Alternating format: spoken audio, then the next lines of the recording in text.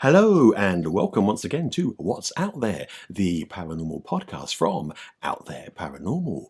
And speaking for you on this episode, we have myself, Nigel. And myself, Juliette. We're back. We're finally back. We are. It's been a while. It has been an absolute nightmare, hasn't it? You know, I don't know what everybody else is like, for want of a better phrase, real lives are like, but ours just... It's just one thing after another, descending to chaos on a regular basis. Disorganised chaos. So this is actually our first podcast of the year. My goodness, yeah, Nige. I know. It's terrible, isn't it? Yes, it is, Nige. Oh, you're going to make me cry. Yes, a lot of it, unfortunately, is my fault because I do have the more complicated life of the two of us. Tell you what, though, this is a good one. It is a good one. Go on, Nige. What is it about? Well, I have to tell you where I got the inspiration from first, don't I? Hey up. See, I was at the doctor's the other day. Oh. Yeah. Oh, yes. Bloods. Indeed. Blood. Mm. And I always think when I go to the doctors, there's always that vampire that takes my blood. Well, I have a friend, actually, who's a phlebotomist at the hospital. Mm-hmm. And when people say to her, what do you do for a living? She says, I'm a vampire. There we go. There you go. So... they are out there amongst us. Yeah. Vampires. Blood-sucking creatures of the night. So you can guess what this episode is going to be all about. Vampires. Possibly. I love vampires. They do have this sort of... I've got a bit of a thing about vampires. Yeah. I've always had a bit of a thing about vampires. That's often the case with ladies. Something about it. Yeah, they have this sort of... Yeah, it's a little bit. Yeah, a little bit wavy. Yes, a little bit. Yeah, a little bit. Dare I say, sexy? Yeah, some are. Well, I can say some aren't. Some aren't, but you know, yeah, they do. They do have this sort of suave sophistication. You've got it. That Victorian smoothness and darkness. Yeah. And, you know, that mystery. You want to look into your eyes and you just want him to sneak up and bite your neck. Yeah, just to melt in their eyes and be mesmerised by this man in a cape and a outfit. There we go. And then he bites you and kills you. It's great, isn't it? It's lovely. Brilliant. Marvellous. So we decided, well, how can we sort of run this one? Because we could just tell you all about vampires and all the bit. But what we've decided to do is just take a general look at and try and explain the mythology behind them a little bit. That's right, where they come from. And then... go through the ages. Exactly. Got a few stories to tell you as well. And then, of course, we have to mention vampires in popular culture. Yeah. Well, do you know what, guys? I actually did a little bit of this podcast. I wrote a little bit. You did? And I don't usually. It's usually all your hard work, isn't it? Absolutely I thought I'd help brilliant. today. That was really good. I'm sitting there typing the notes up, and all of a sudden, because I share the note with Juliette, and all of a sudden it starts typing. I'm like, oh my, she's typing. What's going on? Reading what she's putting, I'm thinking, this is really cool. Spot on idea. And it was actually really nice. Yeah, it's nice to co-write, isn't it? It is together? nice to co-write. Hopefully there's something we can build and do in the future, because... let's be honest, I can type an awful lot of crap. And I do type I get in depth, don't I? I do tend to sort of, here we get all deep and meaningful and type lots of technical stuff, and it does seem a bit wayward. Interesting. It is interesting. But it can be boring. Right, come on. Sorry. Let's get to it. Anyway.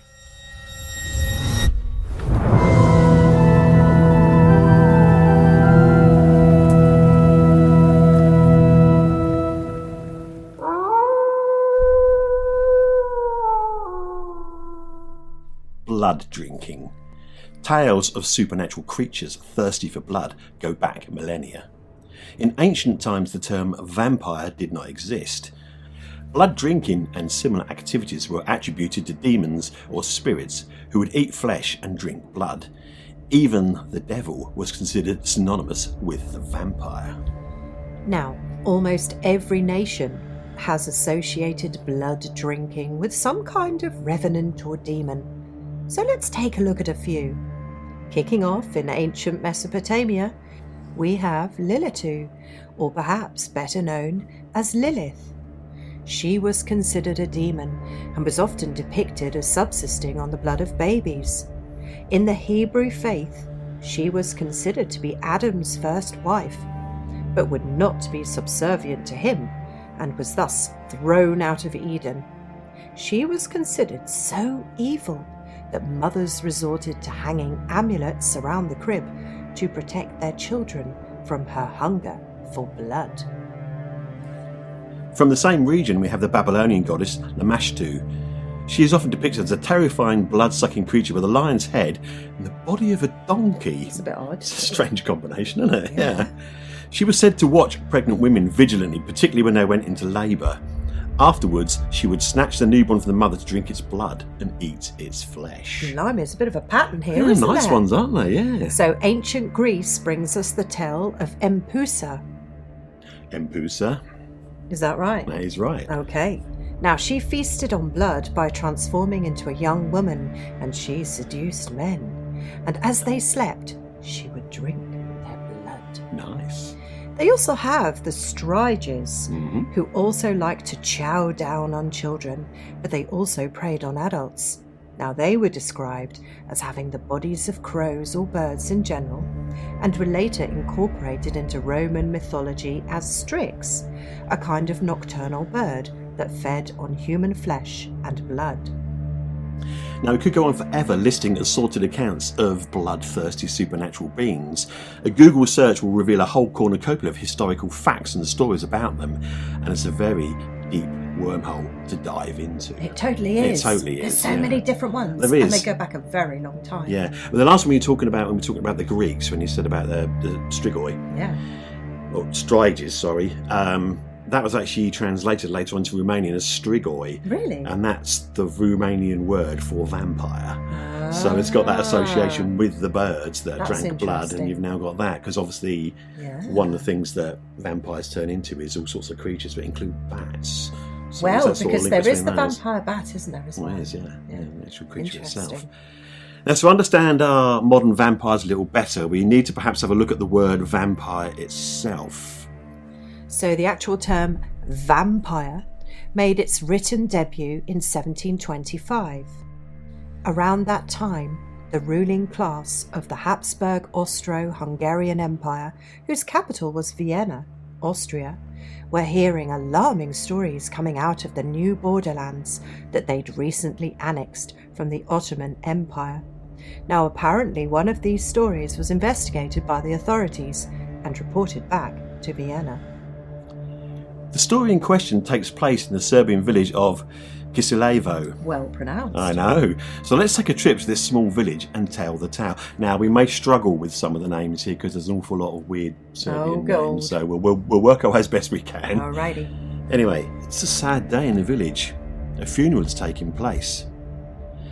Peter God, what is that word? Blagovich, Well done. or Blahovich, Yep. was a farmer, working hard all of his life. But now in his late 60s, his time has finally run out. His family and friends are making their way to the cemetery to lay Peter to rest. There's a lingering atmosphere of fear and doubt in the air, as they cannot help but think, have they made the correct preparations? Have the rites been adhered to? The strict rituals followed? Now you see, village life in rural Serbia was full of superstitions and deeply rooted beliefs in the supernatural. The region was characterized by a landscape where death was a constant presence and a fear of the undead shaped daily life. Burial practices were performed with meticulous care, all to ensure that the deceased remained at peace and did not return to haunt the living. The cultural fabric of rural Serbia was steeped in rituals designed to ward off these superstitions, often stemmed from a need to understand and control the unseen forces that affected the community, and death, illness and misfortune were frequently attributed to supernatural causes, and the belief in the restless dead was a powerful element of the cultural psyche. Burial practices in the 18th century Serbia were ingrained with rituals aimed at ensuring that the deceased would remain in their graves. But they didn't, did they? They didn't. Unfortunately, they didn't. No.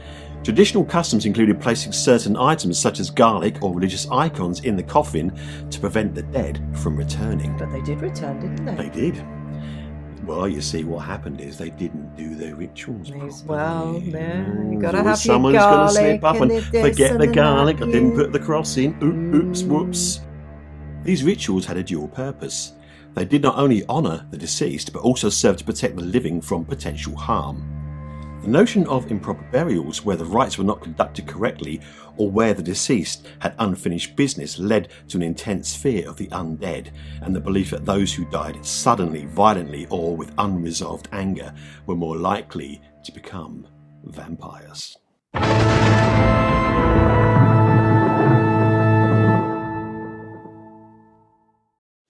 So it's all to do with unresolved anger, was it? It is. Oh, let's hope I don't become a vampire then. You've got lots of unresolved anger. Oh, I've got loads of unresolved Yeah, anger. Oh, yes. Oh, yes. Look Oh, out, no. folks. Look out. I shall make sure I put garlic and crosses in your coffin then. Oh, So it wasn't long after the funeral before villagers began to report a series of strange occurrences, most notable of which were sightings, of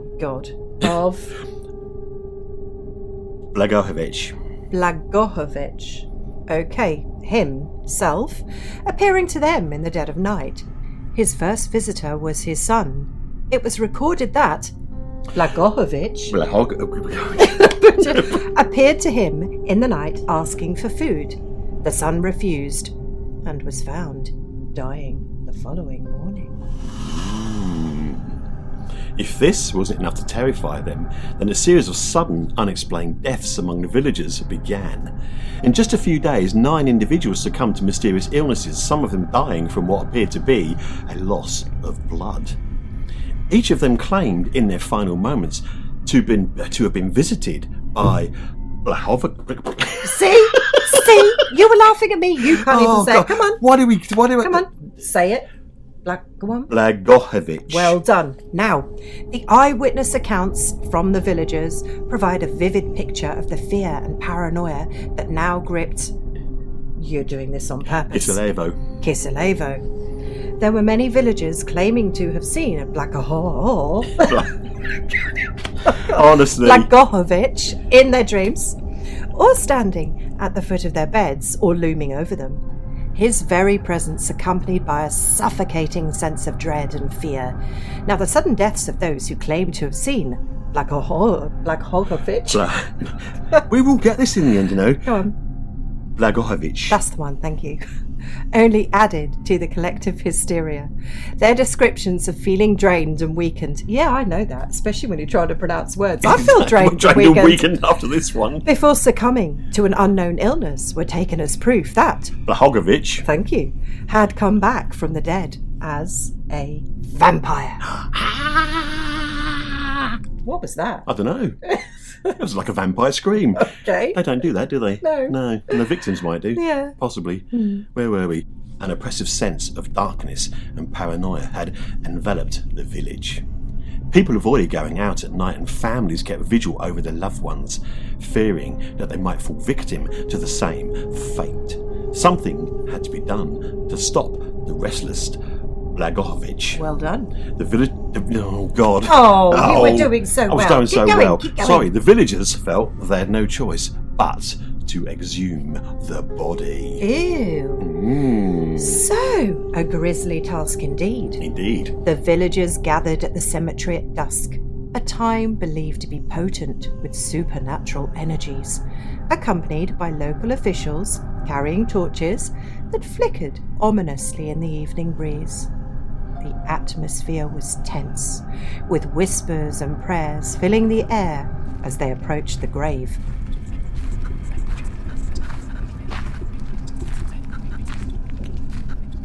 They brought shovels, wooden stakes, and other ritual tools ready for whatever they might find. They dug slowly with care, each thud of the shovel echoing through the quiet cemetery.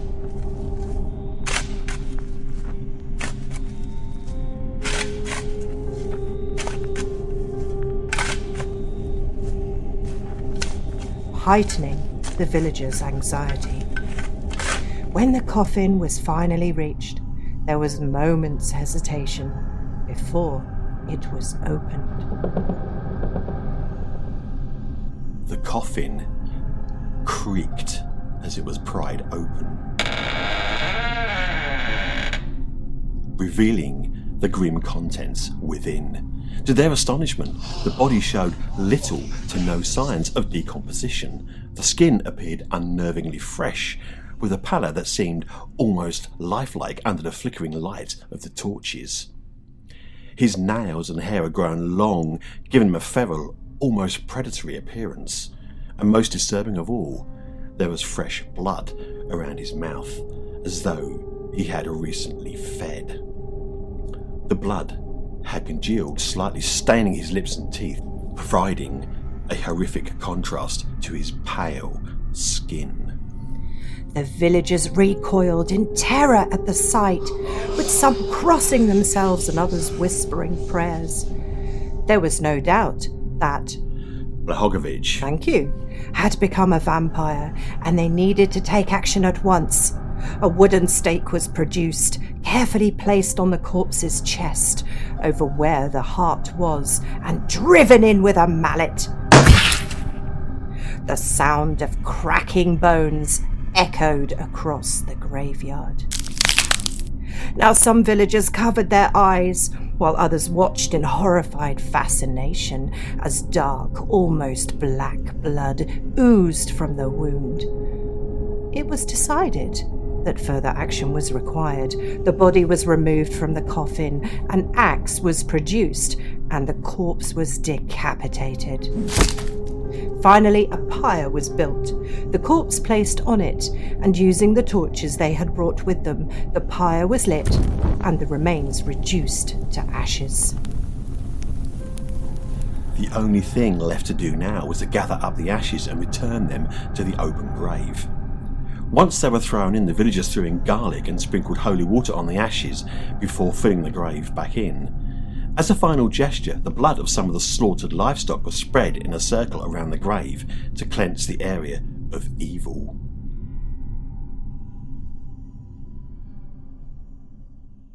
Now, we know so much about this particular tale because Austrian officials were sent to record all of the individual accounts from the villagers. The Petar Blahogovich case was one of two vampire cases officially recorded at the time. The second case involved an individual called Arnold Paoli, an ex-soldier turned farmer who allegedly was attacked by a vampire years before. His own death initiated an epidemic of supposed vampirism that killed at least 16 people in his native village of Medugu. It's another one, isn't it? It is, isn't it? Meduegna. Paoli was exhumed and his body suffered a similar fate, being staked, decapitated and burnt. So the official reports compiled by the Austrian authorities provided a detailed account of the exhumation, the condition of the bodies and the measures taken to prevent further incidents. Now, these reports were not only intended for local administration, but they were also shared with higher authorities within the Austrian Empire. The involvement of the Austrian officials added a layer of legitimacy to the case, and their reports became some of the earliest documented records of vampire hysteria in Europe. Now, the reports did not remain confined to bureaucratic archives. Instead, they were printed and distributed, sparking widespread curiosity and fear across Europe. The fascination with the undead and tales of vampirism found fertile ground in a continent already grappling with a mix of enlightened ideas and lingering superstitions. Now, these printed accounts of The Blahogovich thank you, and Paoli cases thank you again, fueled the imaginations of people far beyond the borders of Serbia. The hysteria that followed is commonly referred to as the 18th century vampire controversy, and it raged for a generation. The problem was exacerbated by the rural epidemics of so-called vampire attacks, undoubtedly caused by the higher amount of superstition that was present in village communities, with locals digging up bodies and in some cases staking them, although many scholars reported during this period that vampires did not exist, and attributed reports to premature burial or rabies. Superstitious belief, however, continued to increase. How interesting. Now, the controversy only ceased when Empress Maria Theresa of Austria sent her personal physician, Gerard van Swieten. See, I got that one. That was a good one. To investigate the claims of vampiric entities. Now, he concluded that vampires did not exist, and the empress passed laws prohibiting the opening of graves and desecration of bodies, sounding the end of the vampire epidemics. Now, despite this condemnation, the vampire lived on in artistic works and, of course, in local superstition.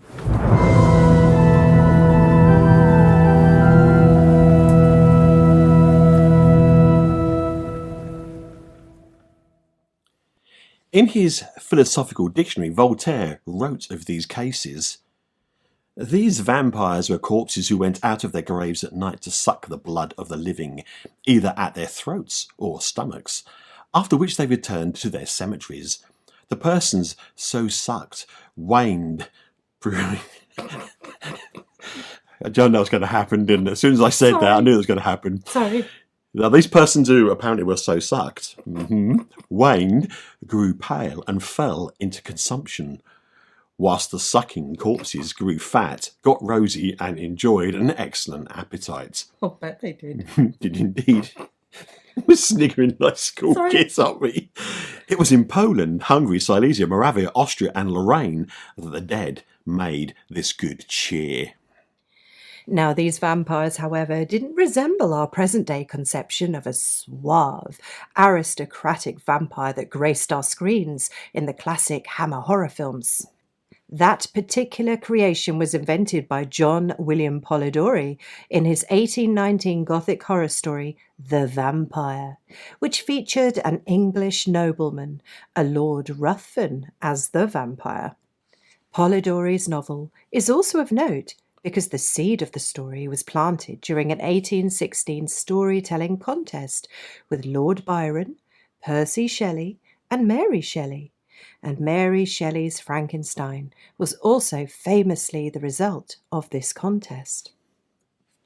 Now, of course, the most famous literary vampire is Count Dracula, created by Bram Stoker in his 1897 Gothic horror novel Dracula, my favourite. That's a good book.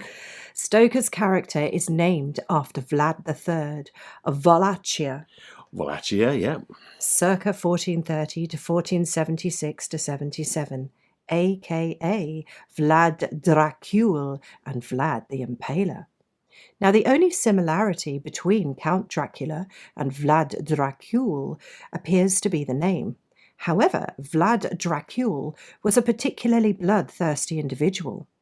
Vlad impaled his enemies on stakes to consolidate his political power in Wallachia. Now, one account also claimed that while his victims were dying atop the stakes, Vlad would dip bread in their blood and eat it in front of them. But that account is unconfirmed. Whether Vlad truly consumed blood, the parallels with Stoker's Dracula remain evident. Some critics, however, have indeed argued that Stoker's inspiration came primarily from other sources like Polidori's story, and that Vlad simply provided the name. Well, the interesting thing with this is that the name Dracul, actually, Dracul is a changing of the word Draco, yes, which is dragon. Mm-hmm. So he was actually Vlad the Dragon. But then it's actually been changed and sort of taken into Romanian language. And the word now Dracu means devil now. So it's actually been changed. It's fascinating. It is fascinating, yeah. And Vlad the Impaler, classic from that time. I mean, there was all sorts of problems in that area. There was battles between them and the Ottoman Empire with he the did Turks. some terrible stuff, didn't he? Oh, God, he? yeah. To his victims. You had to. Well, what you were fighting against, I mean, the Ottomans were equally as bad, as nasty. You know, they took over a whole sort of swathe of territory in that area. Like we're talking about earlier on with the Austrians overtaking the borderlands that they took from the Ottoman Empire. They took Serbia and Wallachia and Romania from the Ottoman Empire. So, yeah. And there's all this sort of superstition sort of tied up in the area because it's all very rural. Well, it creates fear as well, doesn't it? It does. Instills fear into your victims. Yes, as well. yeah, just a bit. So Stoker's book became the most popular literary work derived from vampire legends and became the basis for an entire genre of literature and film. So, why not take a look at some of the more popular incarnations of the vampire legends?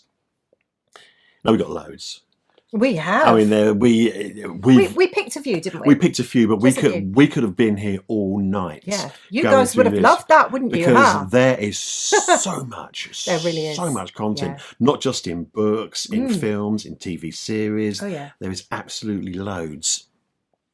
Bram Stoker built the archetype for the traditional vampire with Dracula, and his creation featured in many of the early vampire films, especially in the Hammer horror adaptations.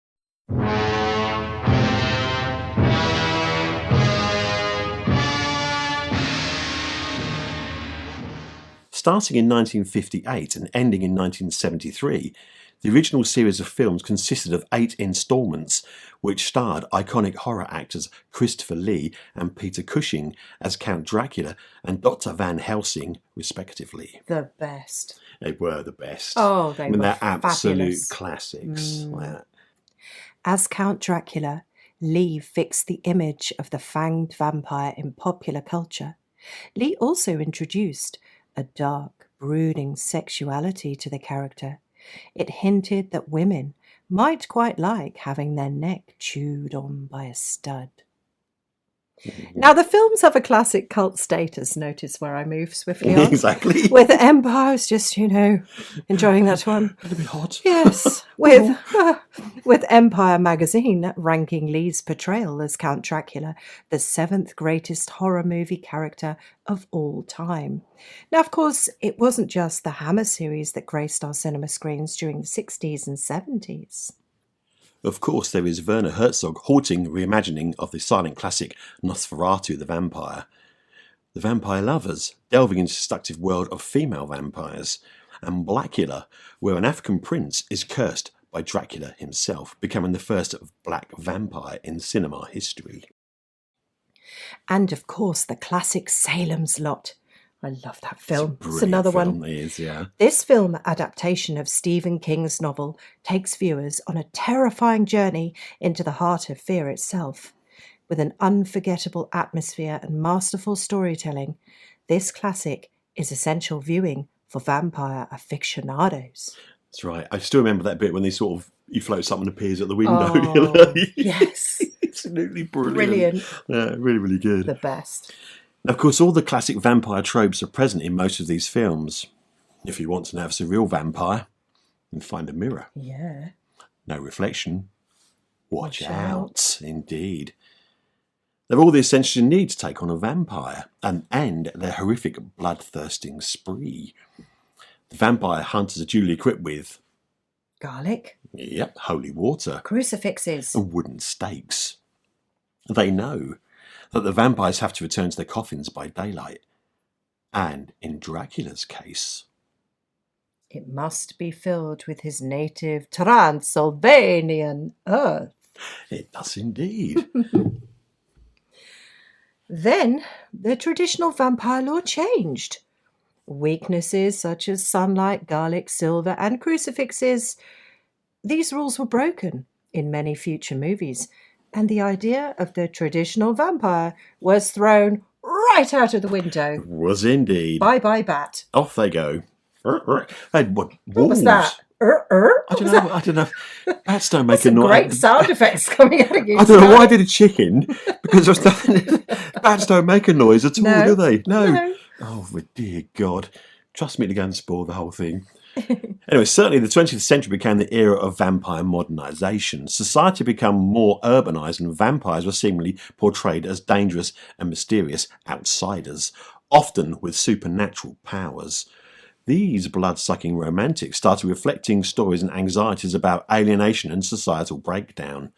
The characters became more complex and nuanced, and vampires started to become characters often grappling with nature and struggling with morality, even having romantic relationships with humans.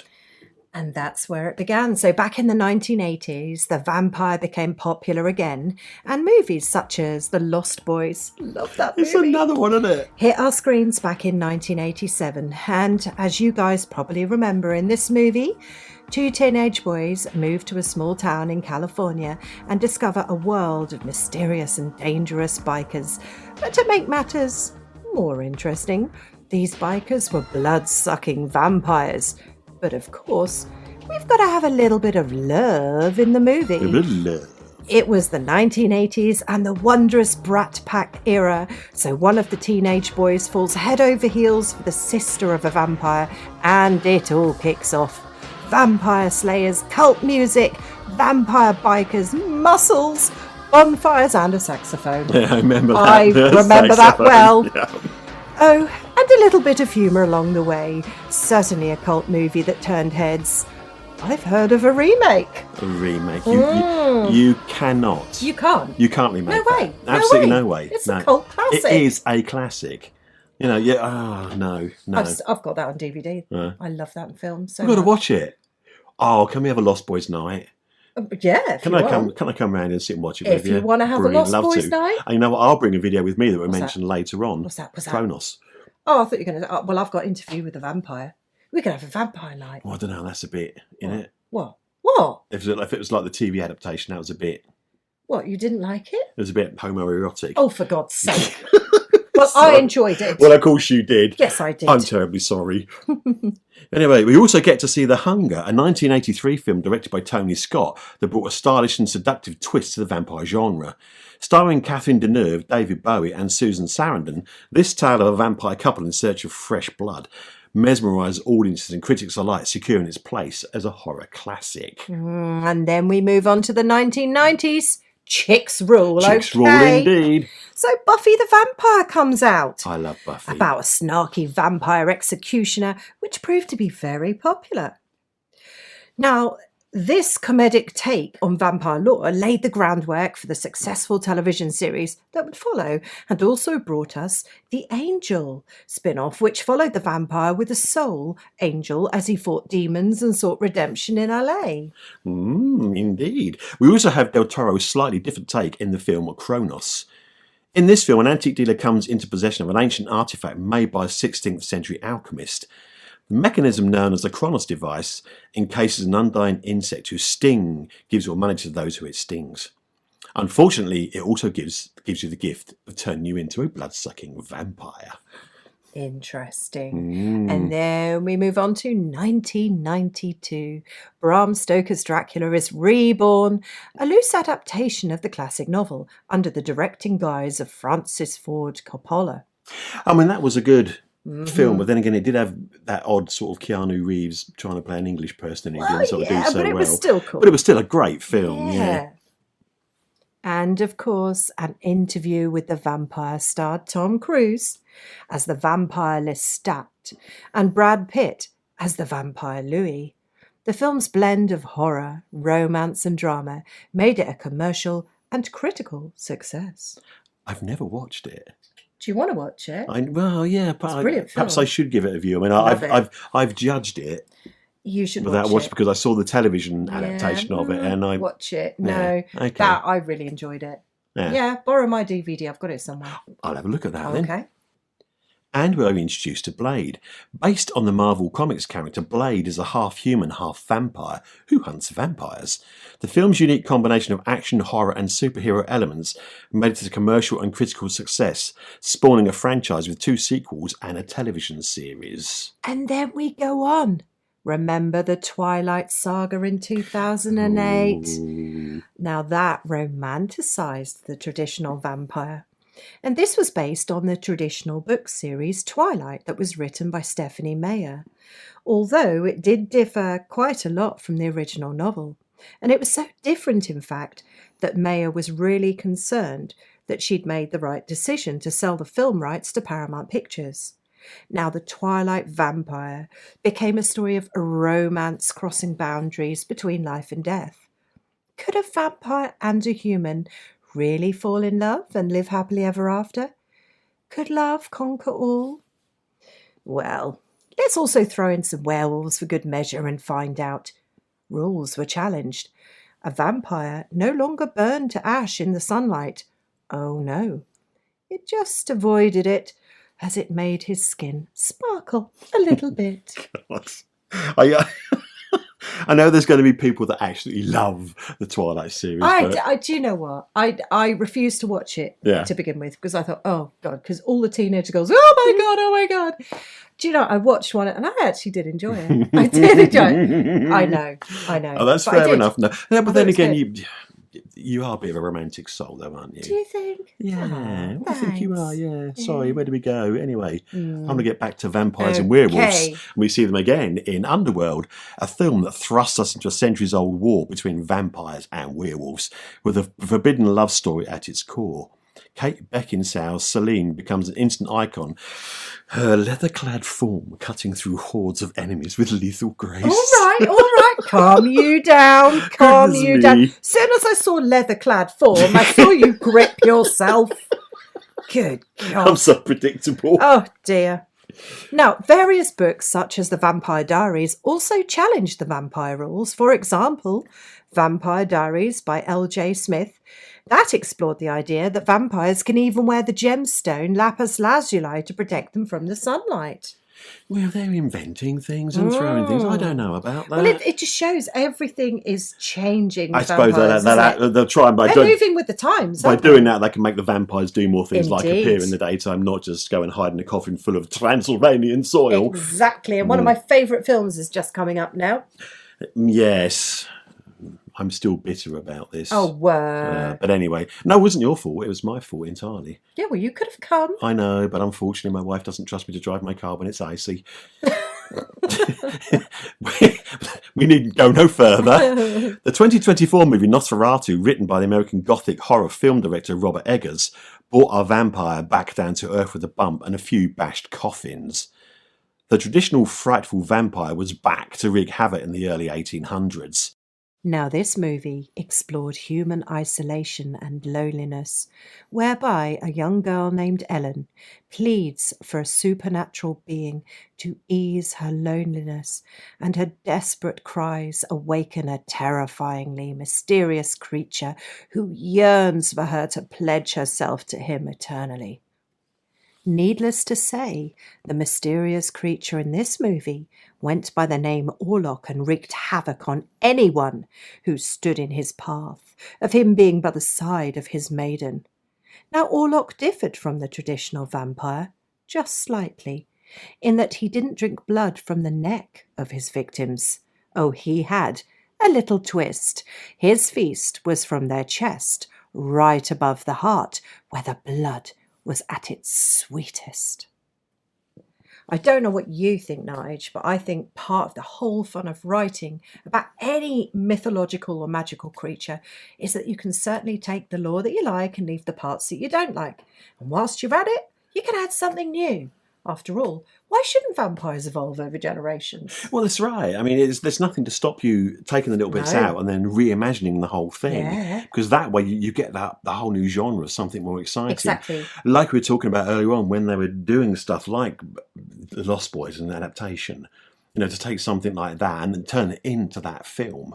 You know, it's got all the tropes there. In it. It had comedy, it had romance in it, it had bikers in it, which was great for the time. Absolutely brilliant. Muscles, bonfire, saxophone. Saxophones. All the things. Mm-hmm. But yeah, I mean, it's lovely to actually, when you look at the movies, to actually see how the vampire has evolved over periods of time. From the books to the movies and how the movies have changed. It's really interesting. Lovely. I mean, it's great to see the classics. And like we said, we can sit there and be engrossed in a Christopher Lee and Peter Cushing classic. And sit and watch those. But there's a whole genre of films in that era that you can sit and watch. You've got like The Fearless Vampire Killer, which is a Roman Polanski film, which is a comedy. You've got Captain Kronos, Vampire Hunter. When you got the new version of Van Helsing with... what's her face, Hugh Jackman in it, which is another sort of twist on the tale too. So yeah, I mean, vampires are exciting and scared people for generations, and they're already accessing our digital world.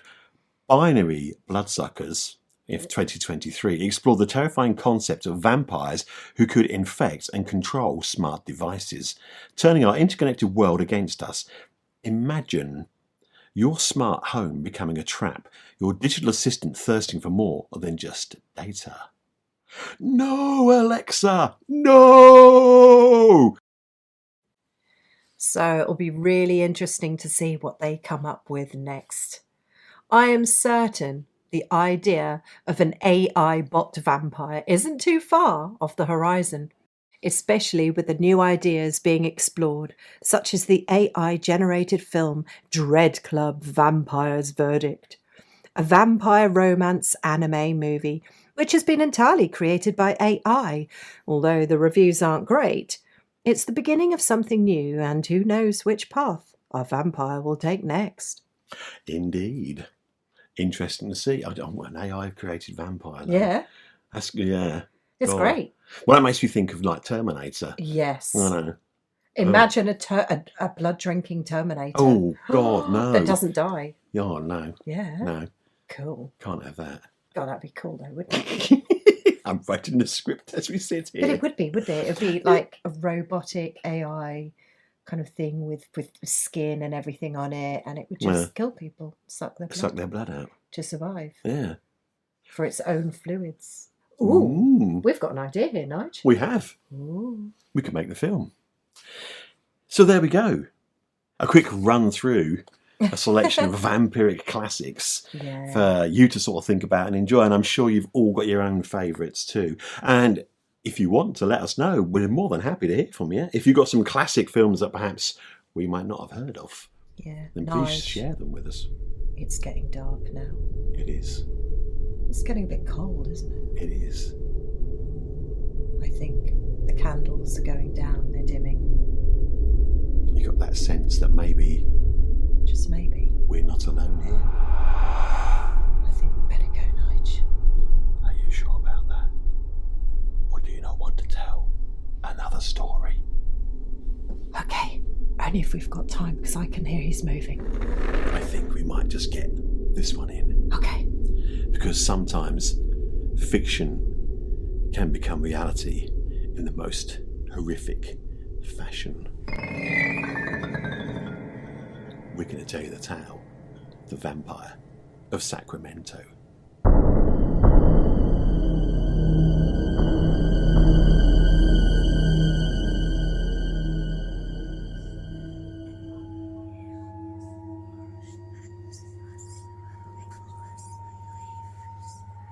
Meet Richard Chase, known as the Dracula Killer. Chase displayed sociopathic tendencies from a young age. He set small fires, was cruel towards animals, and frequently wet his bed. Chase came from a troubled home environment with a physically abusive father and a mother alleged to have undiagnosed mental health conditions. Periodically kicked out of his house in adolescence, he turned to drugs and alcohol as coping mechanisms. Now, as he grew older, he also began to suffer from delusions, the most consistent of which concerned blood and a specific fixation on not having enough of it in his body. He was in and out of various institutions in the 70s, often checked out by family members before he could be significantly treated.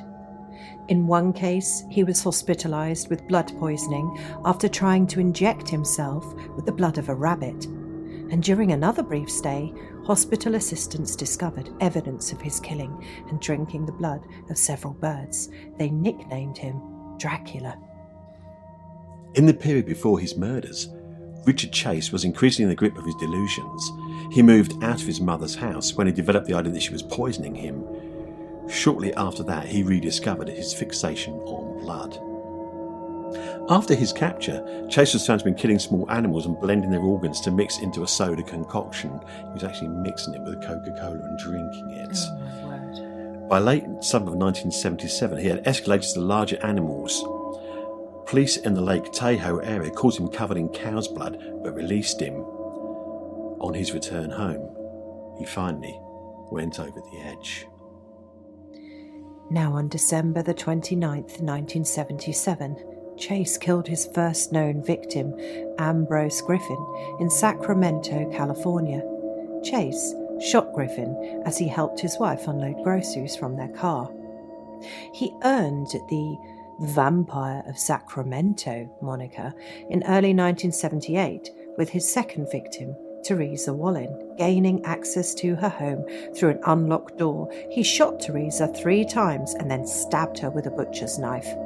When she was dead, he raped her and mutilated her body, cutting off her nipples and removing her internal organs. He drank her blood and smeared the remainder on the walls. 4 days later, on the 27th of January, Chase was checking homes for unlocked doors when he found 38-year-old Evelyn Miros' door unlocked. Chase killed 51-year-old Dan Meredith in the hallway with a single gunshot to the head. Evelyn was killed by another gunshot to her head and was found naked on her bed, raped after death. Her abdomen had been opened and her intestines protruded from the wound. There was also evidence that her blood had been removed. 6-year-old Jason was found in his mother's bedroom. He had been shot twice in the head, but his body was still intact. However, 22-month-old David was missing from the house. His mutilated body was found a few months later behind a church near Case's apartment. Now, the police went to Chase's apartment to question him, but he refused to open the door. Instead, the police hid down the hallway, and when Chase emerged, they apprehended him. He was wearing an orange parka, carrying a box, and had Dan Meredith's wallet on him. Everything was blood-stained. Inside his apartment, the walls and floor were also covered in blood, and when they looked further, they found Dereth Ferreira's brain in a container and his body parts in plastic wrap. In addition, there were parts of Evelyn Miros and Teresa Wallin in his refrigerator, and there were several pet collars discarded on the counter. On the 8th of May 1979, a jury found Chase guilty of 6 counts of murder in the 1st degree. The defence argued that he was suffering from mental illness and his attacks weren't premeditated. Despite this, it took the jury an hour to find Chase legally sane and another 4 hours to decide that he should be put to death by the gas chamber. Now, Chase chose his victims at random. In his interpretation of the rules of vampirism, locked doors were assigned to Chase that he wasn't invited and only entered those homes where the door was open.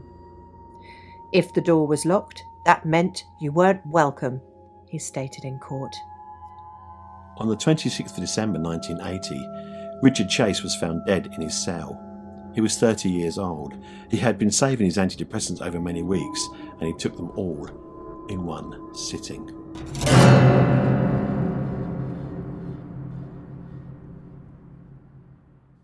And that's that. Yeah. True story, folks. Grim. Nige. Yeah. We need to leave. We do need to leave. He's moving. He is.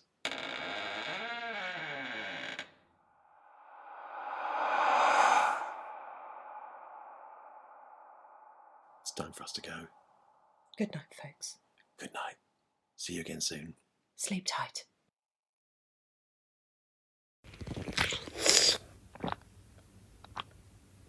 Ha ha ha ha ha ha.